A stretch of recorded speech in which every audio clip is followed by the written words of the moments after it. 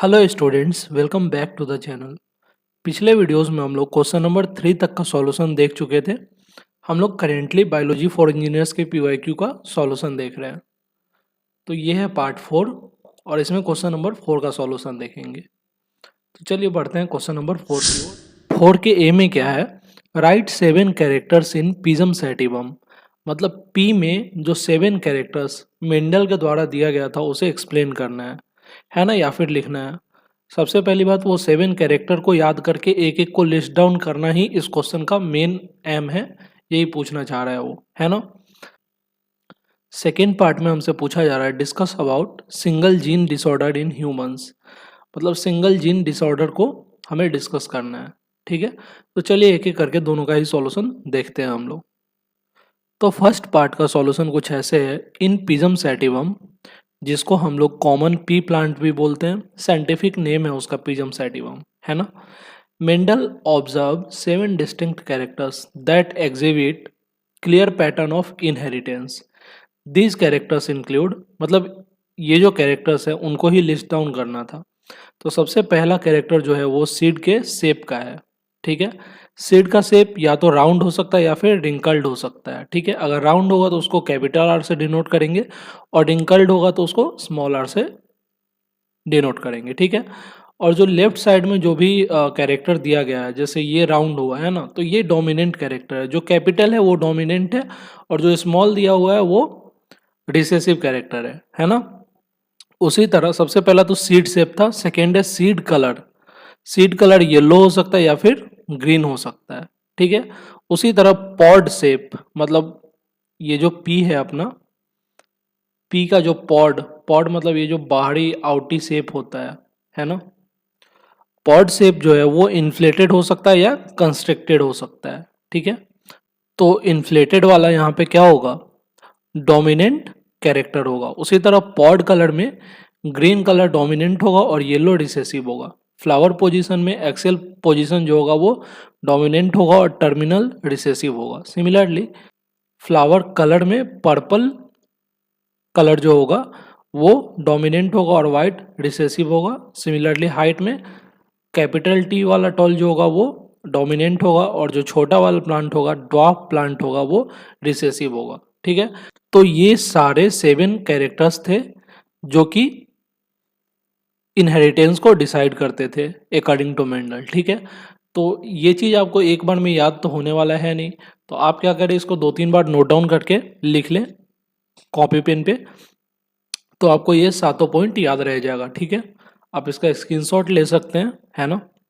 आगे लिखा है Mendel conducted experiments with these characters and observe their transmission from one generation to another. ठीक है, इन्हीं कैरेक्टर्स पे मेंडल ने एक्सपेरिमेंट किया था और एक जनरेशन से दूसरे जनरेशन पे क्रॉसिंग करवाने पे क्या होता है उसको उन्होंने बताया था। ठीक है, leading to the formation of his law of inheritance. ठीक है, तो इन्हीं के बेसिस पे उन्होंने लॉ ऑफ इनहेरिटेंस बनाया था। मैं एक एग्जांपल लेके आपको बता देता हूँ यहाँ पे। जैसे देखिए, सबसे फर्स्ट जनरेशन में हम लोग राउंड येलो कलर का सीड ले लेते हैं, लेट से। ठीक है, राउंड और येलो। ठीक है, उसी तरह दूसरी तरफ रिंकल ग्रीन का ले लेते हैं फर्स्ट जनरेशन में। ठीक है, तो ये दोनों ही डोमिनेंट कैरेक्टर है, ये दोनों ही रिसेसिव कैरेक्टर है ना। तो यहाँ से कॉमन हम लोग कैपिटल आर और कैपिटल वाई को ले सकते हैं क्योंकि यही चीज़ है रिपीटेटिवली, है ना। और रिंकल्ड ग्रीन में स्मॉल आर और स्मॉल वाई को ले सकते हैं। ठीक है, ये दोनों मिलेगा, इन दोनों का अगर क्रॉसिंग करवाया जाएगा तो क्या बन सकता है? आर आर वाई वाई, है ना। लेकिन क्योंकि यहाँ पे आर और वाई, बड़ा वाला आर और बड़ा वाला वाई डोमिनेंट है, तो इसीलिए हमारा जो F1 जनरेशन में जो हमारा कैरेक्टर आएगा वो आ जाएगा राउंड येलो वाला। ठीक है, इसी तरह इसका अगर F2 जनरेशन में होगा, F2 जनरेशन में क्या होगा?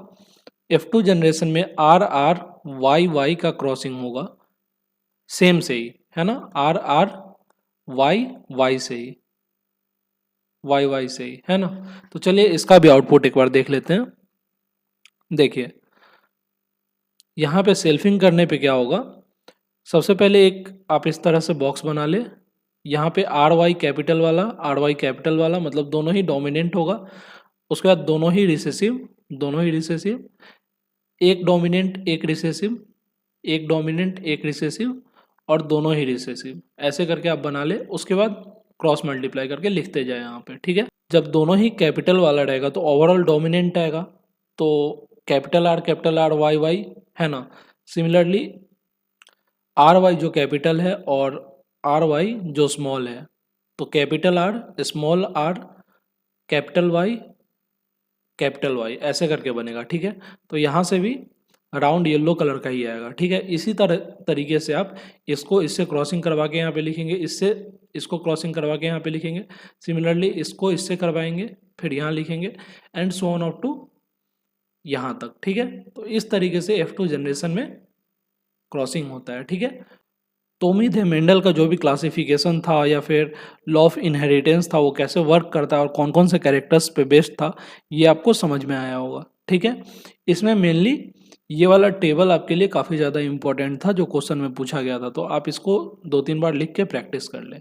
क्वेश्चन के पार्ट बी में पूछा है discuss about single gene disorder in humans, ठीक है। तो सिंगल जीन डिसऑर्डर क्या होता है?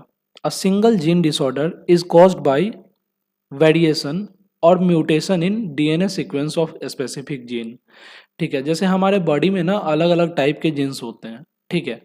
तो उसमें अगर वेरिएशन आ गया, जीन्स के स्ट्रक्चर में वेरिएशन आ गया किसी भी वजह से, है ना, तो उसको ही हम लोग डिसऑर्डर बोलते हैं जीन में, है ना।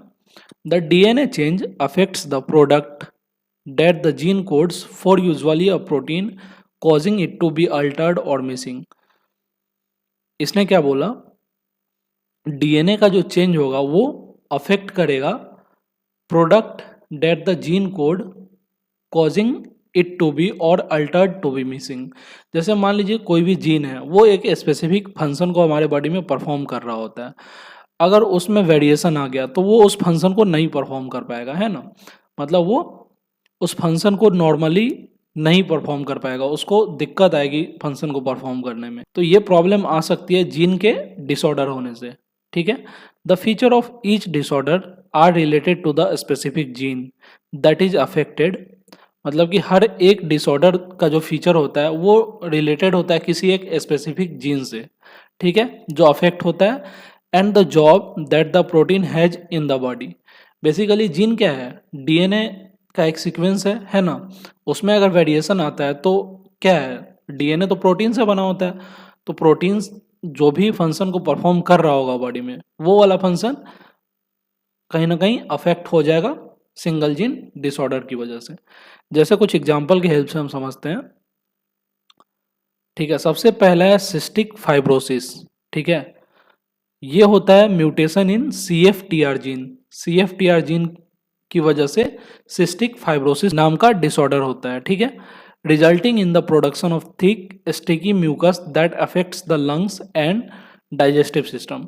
जैसे आपके नाक में जो म्यूकस आता है ना, तो वो अगर बहुत ज़्यादा थिक हो जाएगा तो क्या होगा, आपके लंग्स में कहीं ना कहीं दिक्कत हो सकता है या फिर डाइजेस्टिव सिस्टम में भी दिक्कत हो सकता है, ठीक है।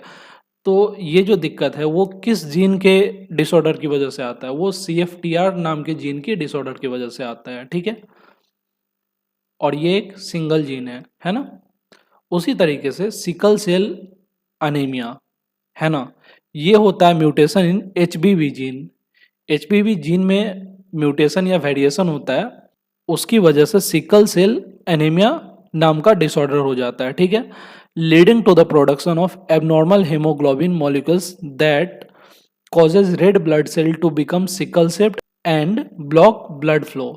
बेसिकली सिकल सेल अनीमिया में क्या होता है कि जो रेड ब्लड सेल होता है उसका शेप चेंज हो जाता है, सिकल शेप का हो जाता है। सिकल मतलब ऐसे लंबा लंबा हो जाता है, ठीक है। और जिसकी वजह से क्या होता है, जो नॉर्मल ब्लड फ्लो होता है वो रुक जाता है या फिर ब्लॉक हो जाता है, ठीक है। तो इसकी वजह से भी कहीं ना कहीं प्रॉब्लम होती है हमारे बॉडी में, ठीक है। तो ये HBV जीन डिसऑर्डर की वजह से होता है, ठीक है। उसी तरीके से एक दो और एग्जांपल ले लेते हैं।